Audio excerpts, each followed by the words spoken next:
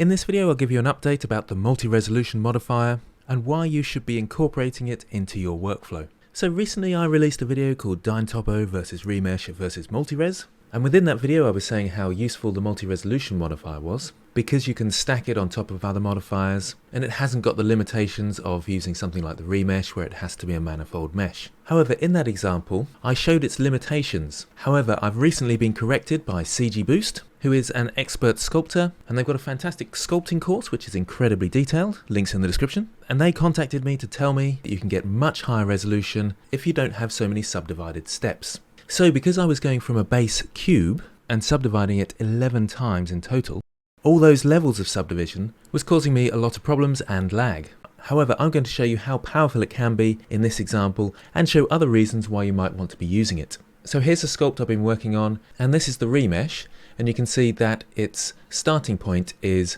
about 35,000 faces. Let's go across to the modifiers, and you can see that I've got a multi-resolution modifier on there, and I've got 5 steps to this. So when I come out of edit mode, you can see that I've got just under 36,000 faces. And this is absolutely fine to sculpt on. I'll go to sculpting and I'll show you how fine this can be. If I draw on here, you can see that I'm using a texture brush.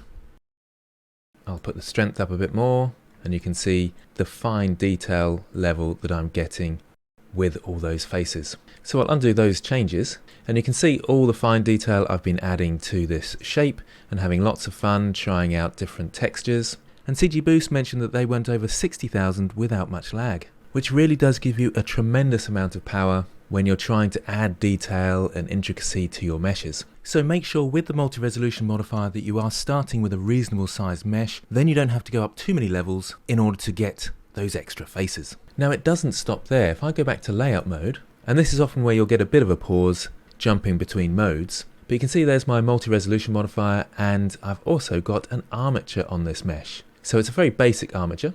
And it just looks like this. It's just so I can pose my model.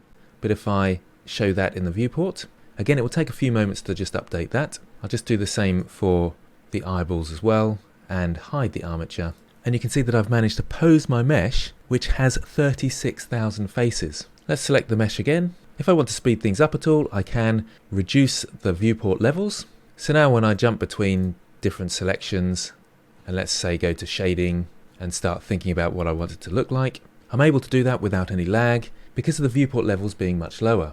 Also, I'll go back to layout mode and go into edit mode. I could now go in and start cutting up the mesh and adding seams to it, texture painting it, and I've always got that higher resolution mesh available when I need it. So hopefully that demonstrates the power of the multi-resolution modifier. Thank you very much to CGBoost for opening my eyes on the subject. Let me know in the comments below how far you've gone with the face count. Thanks for watching, and I'll see you next time.